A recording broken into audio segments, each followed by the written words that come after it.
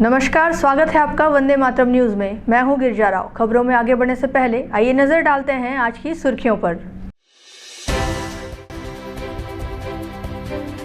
शाला प्रवेशोत्सव कार्यक्रम में शामिल हुए उद्योग मंत्री लखनलाल देवांगन।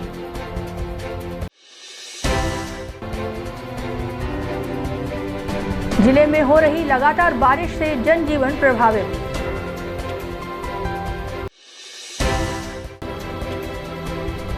नशे में धुत तेज रफ्तार कार चालक ने मचाई तबाही, 3 की मौत। अब खबरें विस्तार से। पौड़ी उपरोड़ा जनपद के लमना गांव में शाला प्रवेशोत्सव कार्यक्रम का आयोजन किया गया, जिसमें मुख्य अतिथि के रूप में छत्तीसगढ़ शासन के श्रम एवं उद्योग मंत्री लखनलाल देवांगन शामिल हुए। उन्होंने स्कूली बच्चों को शिक्षा का महत्व बताया और उन्हें प्रोत्साहित करने के लिए पुस्तकें व अन्य शैक्षणिक सामग्री वितरित की। कार्यक्रम के दौरान मंत्री लखनलाल देवांगन ने शाला प्रवेशोत्सव के तहत स्कूली बच्चों का सम्मान किया और उन्हें किताबें, बैग व अन्य अध्ययन सामग्री प्रदान की गई। इस अवसर पर कोरबा जिला पंचायत अध्यक्ष डॉक्टर पवन सिंह समेत जनपद पंचायत के कई जनप्रतिनिधि, बड़ी संख्या में ग्रामीण व छात्र छात्राओं के पालक उपस्थित रहे। कार्यक्रम को संबोधित करते हुए मंत्री देवांगन ने कहा कि शिक्षा हमारे जीवन का मूलधन है और हर आम व खास व्यक्ति की जिम्मेदारी है कि वह इसके प्रसार में योगदान दे। उन्होंने कहा कि मुख्यमंत्री विष्णुदेव साय के नेतृत्व में प्रदेश सरकार शिक्षा को प्राथमिकता दे रही है और इस दिशा में तेजी से काम कर रही है।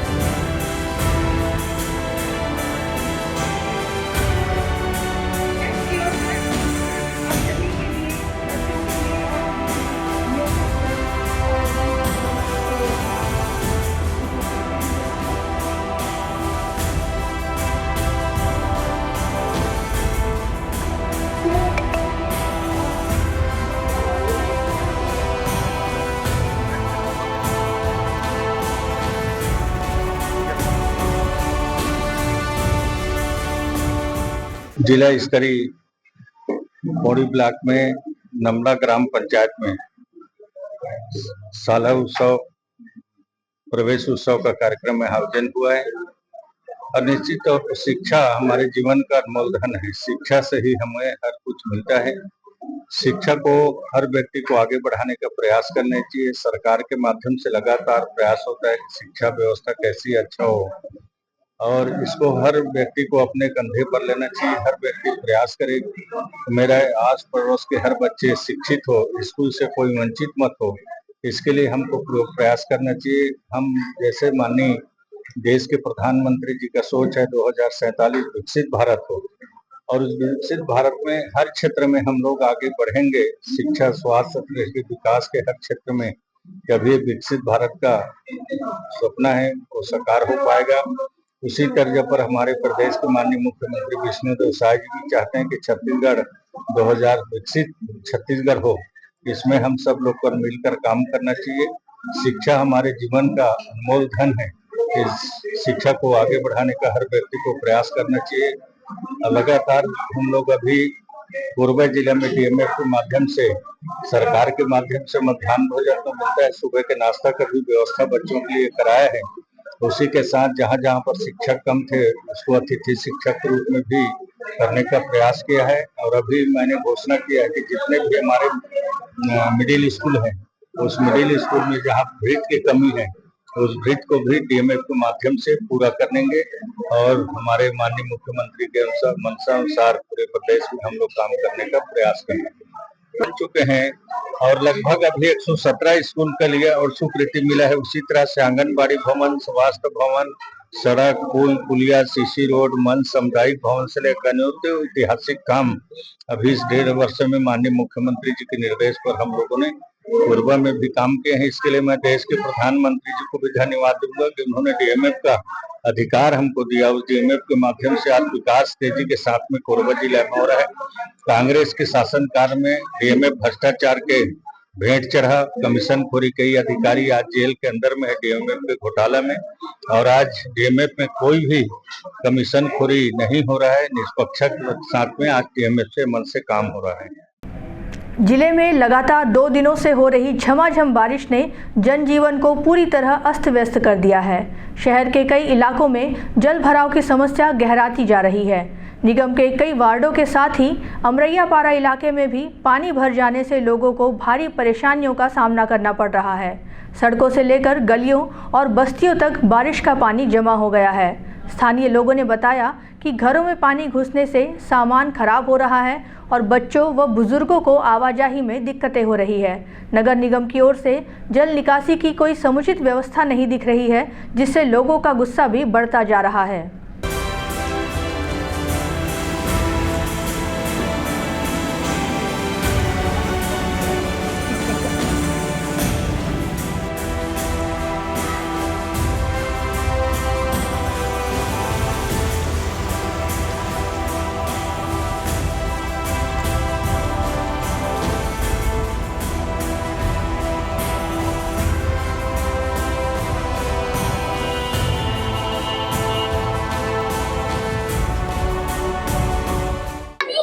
भैया स्थिति तो आप लोग देख रहे हैं कि यहाँ स्थिति इतनी दयनीय स्थिति है कि हर जब भी बारिश होता है, थोड़ा बहुत भी बारिश अगर होता है तो यहाँ पर पूरा कमर भर पानी यहाँ घुस जाता है। रात भर हम लोग घर से निकलना मुश्किल हो गया है। अभी इतनी स्थिति है कि हम लोग के बच्चों का स्कूल है, अभी 1 तारीख से स्कूल खुल गया है। घर से निकलकर बच्चों को ले जाने में इतनी कठिनाई हो रही है कि बच्चों को स्कूल छूट जा रहा है। और हम लोग इसके लिए प्रशासन को भी और निगम को भी हमने जिसको सूचना दे दिया है, उनके अधिकारियों को भी बता चुका है कि भाई यहाँ की स्थिति देखिए, एक बार कैमरा इधर घुमा कर देखेंगे कि पूरी स्थिति कितनी जैसे गंभीर है। हम लोग को निकलना मुश्किल हो गया है घर में। और इसमें क्या है, बच्चे लोग को सांप वाप का भी बहुत डर रहता है। इसमें क्या है, पीछे तरफ से इतना सांप आ रहा है कि घर में सांप घुस जा रहे हैं। डर के मारे लोग घर में रहना मुश्किल हो गया है। पानी बहुत स्थिति यहाँ पर बहुत दयनीय हो गया है। मैं आप लोग के माध्यम से प्रशासन से भी मैं विनती करना चाहता हूँ कि वो अमरैयापाड़ा का इस पानी से निजात दिलाने की जितनी जल्द हो सके वो कोशिश करें, ताकि हम लोग को ये परेशानी से दूर हो सके हमारा और इसका निजात मिल सके। कोरबा में एक बार फिर दर्दनाक सड़क हादसा हुआ। आईटीआई चौक से बुधवारी जाने वाले मार्ग पर एक तेज रफ्तार कार ने बाइक और साइकिल सवारों को अपनी चपेट में ले लिया। हादसे में 5 लोग गंभीर रूप से घायल हो गए हैं। बताया जा रहा है कि कार सवार युवक नशे में था, जिसने पहले इंदिरा चौक के पास बाइक सवार को ठोकर मारी और फिर बुधवारी क्षेत्र में दूसरी टक्कर मार दी। घटना के बाद इलाके में अफरा तफरी मच गई। सूचना मिलते ही पुलिस मौके पर पहुंची। सभी घायलों को इलाज के लिए अस्पताल भेजा गया है। हादसे में 3 लोगों की मौत हो गई। प्रत्यक्षदर्शियों के अनुसार कार चालक बेकाबू हालत में वाहन चला रहा था। पुलिस ने आरोपी राहुल यादव को हिरासत में ले लिया है। उसके खिलाफ गैर जमानती धारा के तहत मामला दर्ज किया गया है। आरोपी के पिता बिजली विभाग में इलेक्ट्रीशियन हैं। पुलिस के मुताबिक राहुल के हाथ में पहले से फ्रैक्चर था, फिर भी वह नशे में गाड़ी चला रहा था।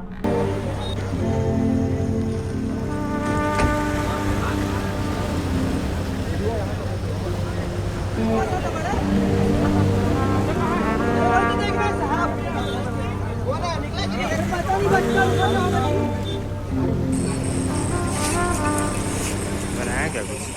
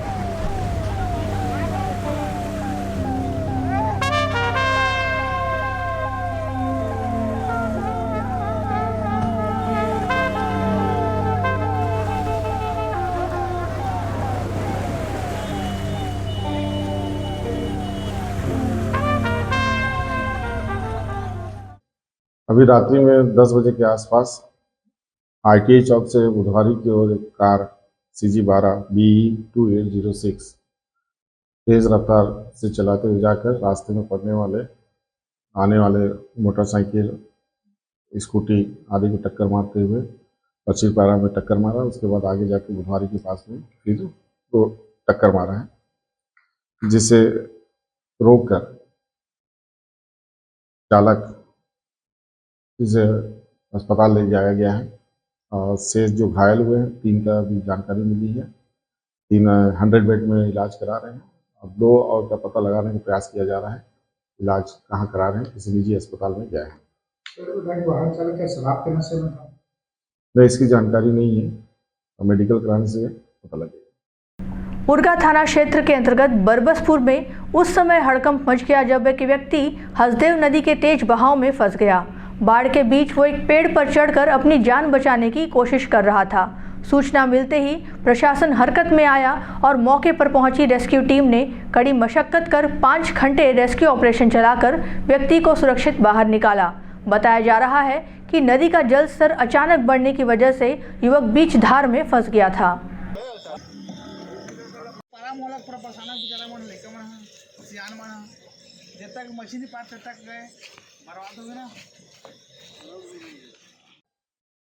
थाना उरगा क्षेत्र के ग्राम बरबसपुर हसदेव नदी के मध्य में एक व्यक्ति दुर्गा सिंह बरबसपुर का था निवासी है। वो बीच बाढ़ में फंस गया था, पेड़ में बैठा हुआ था, जिसकी सूचना मिलने पर रेस्क्यू टीम वहां जाकर उसको 5 घंटे के बाद में उसको रेस्क्यू करके बाहर निकाल सकी है, सुरक्षित है। क्या करने गया हुआ तो वहाँ पर अभी जस्ट निकाले हैं, उसको रेस्क्यू किए हैं, पूछताछ की जा रही है। कोरबा जिले के कटघोरा थाना क्षेत्र से एक बड़ी और दर्दनाक घटना सामने आई है। रेलवे ट्रैक में काम करने वाला एक मजदूर नाले के पानी के तेज बहाव में बह गया। घटना कटघोरा थाना क्षेत्र के कोरबी गांव का है, जहां गेवरा से डोंगरगढ़ के लिए रेलवे लाइन बिछाने का काम किया जा रहा है। इसी दौरान पुलिया के नीचे तेज बारिश के नाले का जल स्तर अचानक बढ़ गया और वहां काम कर रहा मजदूर पानी में बह गया। मजदूर की पहचान झारखंड के पलामू जिले के निवासी उदय कुमार सिंह के रूप में हुई है। हादसे के बाद से लगातार रेस्क्यू ऑपरेशन चलाया जा रहा है, लेकिन तेज बहाव के चलते खोजबीन में काफ़ी दिक्कतें आ रही हैं। प्रशासन ने तुरंत रेस्क्यू टीम गठित कर मजदूर की तलाश शुरू कर दी है। वहीं मौके पर मौजूद ग्रामीण और रेलवे कर्मचारी भी खोजबीन में जुटे हुए हैं। प्रशासन ने मजदूर के परिवार को हर संभव मदद का भरोसा दिलाया है। फिलहाल रेस्क्यू ऑपरेशन जारी है और उम्मीद जताई जा रही है कि जल्द ही मजदूर का पता लगा लिया जाएगा।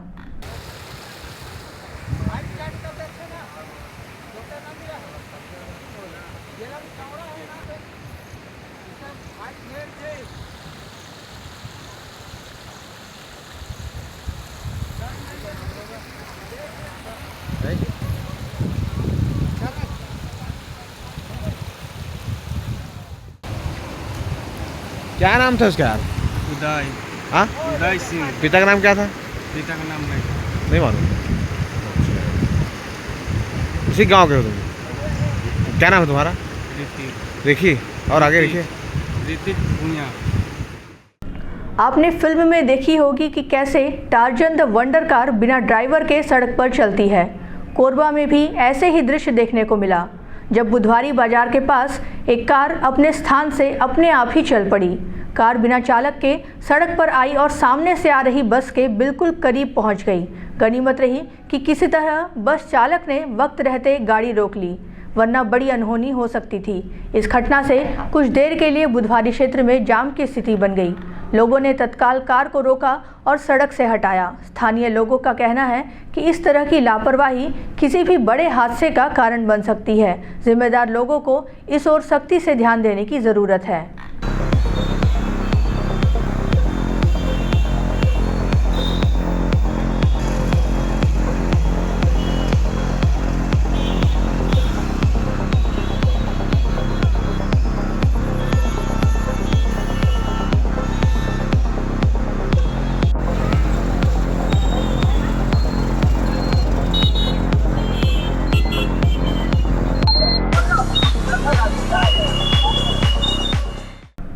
चिकित्सा प्रणालियों से निराश हो चुके लोगों के लिए आयुर्वेद एक नई उम्मीद बनकर उभरा है। कोरबा में एक बार फिर आयुर्वेद के चमत्कार ने सबको चौंका दिया है।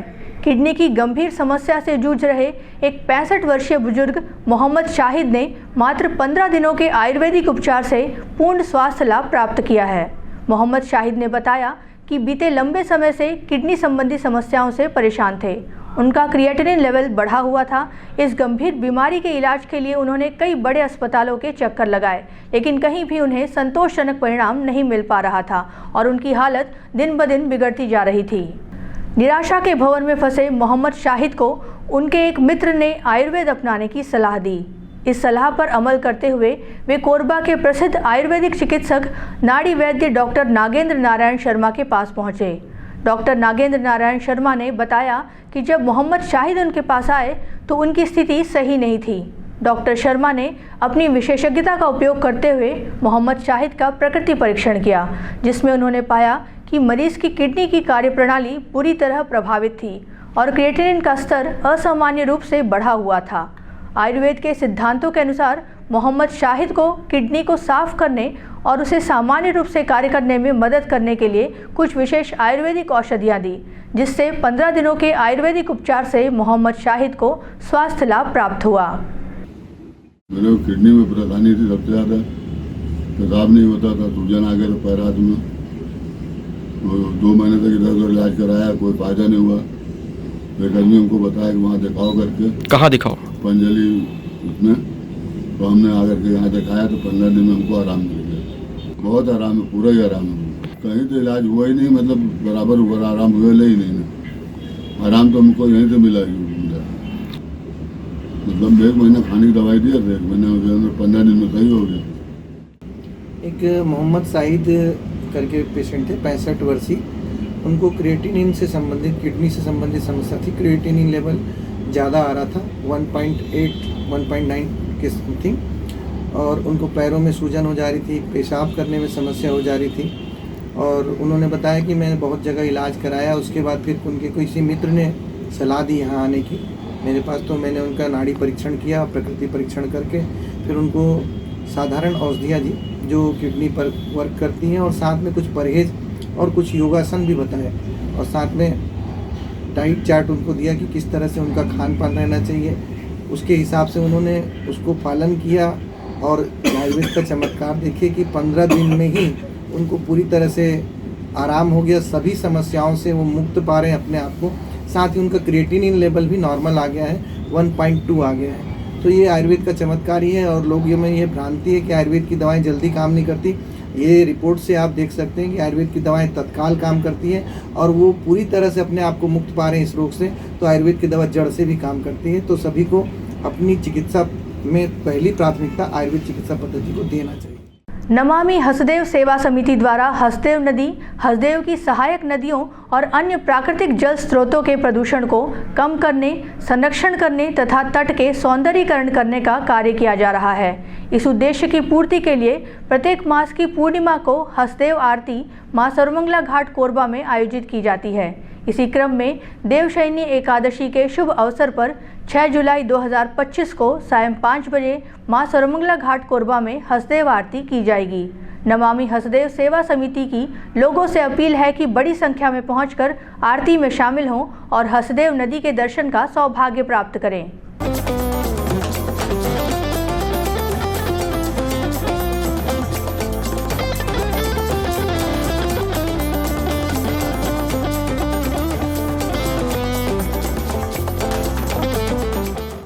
अब वक्त हो चला है हमारे खास और ज्ञानवर्धक कार्यक्रम बूझो तो जाने का। यह आम जनता से जुड़ने का हमारा प्रयास है, जिसमें हर क्षेत्र से सवाल पूछे जाएंगे और सही जवाब देने वालों को दिया जाएगा आकर्षक उपहार।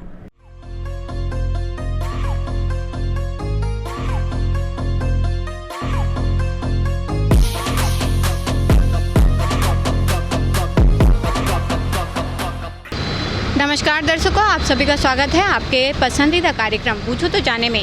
आज का हमारा सवाल है कि छत्तीसगढ़ का काशी किसे कहते हैं। आज के हमारे विजेता को दिया जाएगा फिजिक्स वाला कोचिंग इंस्टीट्यूट की ओर से आकर्षक उपहार। तो आइए चलते हैं दर्शकों के बीच और जानते हैं आज के सवाल का जवाब। छत्तीसगढ़ का काशी किसे कहते हैं? राजिम। नहीं, गलत जवाब। कोई बात नहीं, धन्यवाद। छत्तीसगढ़ का काशी किसे कहते हैं? उतना तो पढ़ा लिखा नहीं है मैडम। ठीक, कोई बात नहीं, धन्यवाद। छत्तीसगढ़ का काशी किसे कहते हैं? काजू काशी। काशी ये पता नहीं भैया मेरे को। कोई बात नहीं, आप कोरबा वासियों को मैसेज देना चाहेंगे? अब मैं यहाँ क्या मैसेज देना चाहूँगा, क्या मैसेज देना चाहूँगा मैं? ठीक, कोई बात नहीं, धन्यवाद। छत्तीसगढ़ का काशी किसे कहते हैं? काशी हाँ, छत्तीसगढ़ का काशी किसे कहा जाता है? नहीं पता। ठीक, कोई बात नहीं, आप कोरबा वासियों को मैसेज देना चाहेंगे? फायदा है पानी तो गिरा से रोज हाँ, ठीक है, धन्यवाद। छत्तीसगढ़ का काशी किसे कहते हैं? नहीं पता है। कोई बात नहीं, आप कोरबा वासियों को मैसेज देना चाहेंगे? ठीक, धन्यवाद। छत्तीसगढ़ का काशी किसे कहते हैं? मालूम नहीं है। कोई बात नहीं, आप कोरबा वासियों को मैसेज देना चाहेंगे? ठीक, धन्यवाद। छत्तीसगढ़ का काशी किसे कहते हैं? छत्तीसगढ़ नहीं पता उसको। कोई बात नहीं, आप कोरबा वासियों को कोई मैसेज देना चाहेंगे? नहीं। ठीक, धन्यवाद। छत्तीसगढ़ का काशी किसे कहा जाता है? छत्तीसगढ़ का काशी। छत्तीसगढ़ आदमी नहीं हो ना। अच्छा, ठीक, कोई बात। ओडिशा आदमी हो। ठीक, कोई बात नहीं, धन्यवाद। छत्तीसगढ़ का काशी किसे कहते हैं? छत्तीसगढ़ का काशी किसे कहते हैं? काशी से कहते हैं, नहीं पता। कोई बात नहीं, आप कोरबा वासियों को मैसेज देना चाहेंगे? अब मैं तो अभी कोरबा का हूँ ही नहीं। ठीक, धन्यवाद। छत्तीसगढ़ का काशी किसे कहते हैं? छत्तीसगढ़ का काशी राजीव मेला। नहीं, गलत जवाब है। कोई बात नहीं, आप प्रयास कर रहे हैं, वही हमारे लिए बहुत है। आप कोरबा वासियों को मैसेज देना चाहेंगे? साफ सफाई में ध्यान रखें, बस इतना ही। धन्यवाद। छत्तीसगढ़ का काशी किसे कहते हैं? छत्तीसगढ़ का काशी किसे कहते हैं? समझे नहीं क्वेश्चन। काशी, छत्तीसगढ़ का काशी किसे कहते हैं? काशी समझे नहीं मैं क्या होता है काशी। ठीक, कोई बात नहीं, धन्यवाद। छत्तीसगढ़ का काशी किसे कहते हैं? छत्तीसगढ़ का काशी अभी तो हमें भी आइडिया नहीं है। कोई बात नहीं, आप कोरबा वासियों को मैसेज देना चाहेंगे? हाँ, बारिश का मौसम है, स्वस्थ रहिए, सावधानी से चलिए और जनरली जो टू व्हीलर्स वगैरह चलाते हैं हेलमेट यूज करके चलाएं, क्योंकि इसमें स्लिपेजेज वगैरह होने के रिस्क रहते हैं। तो बस वो एक मैसेज। धन्यवाद। छत्तीसगढ़ का काशी किसे कहते हैं? छत्तीसगढ़ का काशी राजिम। नहीं सर, गलत जवाब है। कोई बात नहीं, आप प्रयास कर रहे हैं, वही बहुत है हमारे लिए। आप कोरबा वासियों को मैसेज देना चाहेंगे? हाँ, अपने आसपास स्वच्छ रखिए, गंदा पानी इकट्ठा ना होने दीजिए, एक दूसरे की मदद कीजिए, भाईचारे से रहिए। धन्यवाद। छत्तीसगढ़ का काशी किसे कहते हैं? छत्तीसगढ़ का काशी किसे कहते हैं?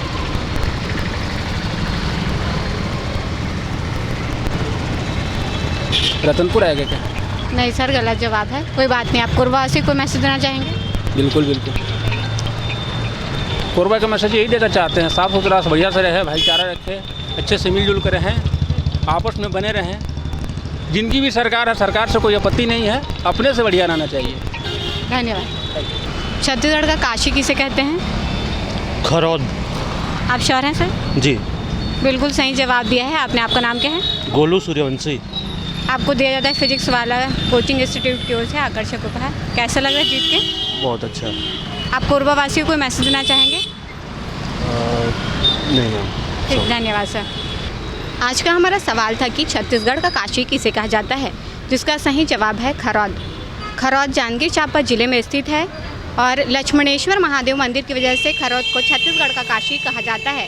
आज के हमारे विजेता रहे हैं गोलू सूर्यवंशी, जिन्हें दिया गया है फिजिक्स वाला कोचिंग इंस्टीट्यूट की ओर से आकर्षक उपहार।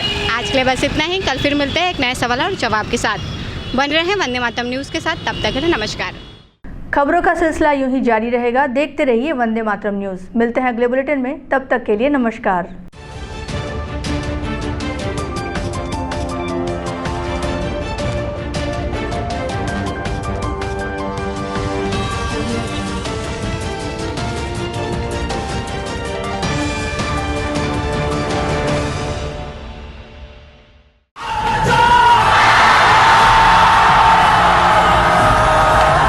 फाउंडेशन, जेई, नीट की तैयारी करने वाले स्टूडेंट्स और ड्रॉपर स्टूडेंट्स, अब आपके इंतजार पे पूर्ण विराम लगाने आ गया है फिजिक्स वाला आपके अपने शहर कोरबा में। अपने भविष्य को लेके चलिए एक सही राह पे फिजिक्स वाला के साथ। तो तैयार हो जाइए ऑफलाइन एजुकेशन में रिवॉल्यूशन के लिए। हमारा पता 2nd फ्लोर, शांति हीरो शोरूम, कोसाबाड़ी चौक, कोरबा, छत्तीसगढ़। फिजिक्स वाला विद्यापीठ पाठशाला। पढ़ लो चाहे कहीं से, मंजिल मिलेगी यहीं से। Session 2024 and 25 admissions open for JEE, NEET and Foundations from classes 8th to 12th and droppers। अधिक जानकारी के लिए आप इस हेल्पलाइन नंबर पे कॉल कर सकते हैं 7880189145। Happy learning. Siddhi Vinayak hospital, a unit of orthopedic surgery and trauma management। अब हड्डियों से संबंधित रोगों के उपचार के लिए कहीं और जाने की जरूरत नहीं। जटिल एवं असाध्य रोगों का सफल इलाज अब आपके अपने शहर में। घुटने व कूल्हे के जोड़ों का प्रत्यारोपण, जटिल फ्रैक्चर एवं जोड़ों का सफल ऑपरेशन, गठियावाद व जोड़ों के दर्द का उपचार, टेढ़ी मेढ़ी हड्डियों का बेहतर इलाज, हड्डियों की जन्मजात विकृतियों का उपचार। इसके अलावा OPT 1-2 की सुविधा, modern pathology lab, private semi private general ward की सुविधा, modern digital x-ray, ECG, ICU, ventilator की सुविधा, pharmacy, OT team, waiting area, 24 घंटे एम्बुलेंस एवं आपातकालीन सुविधाएं उपलब्ध। हमारा पता Siddhi Vinayak hospital, doctor Shadalnath, plot number 52, bluebird school के पीछे, कोसाबाड़ी, कोरबा। इसके अलावा अब हमारा नया संस्थान सिद्धि विनायक प्राथमिक एवं ट्रामा सेंटर, उर्गा। इस केंद्र में फार्मेसी, एक्सरे, पैथोलॉजी व आपातकालीन चिकित्सा सुविधा उपलब्ध है। तो संपर्क करें मोबाइल नंबर 9993000683, 9109488443 कोरबा के लिए, 8120195179 उर्गा के लिए।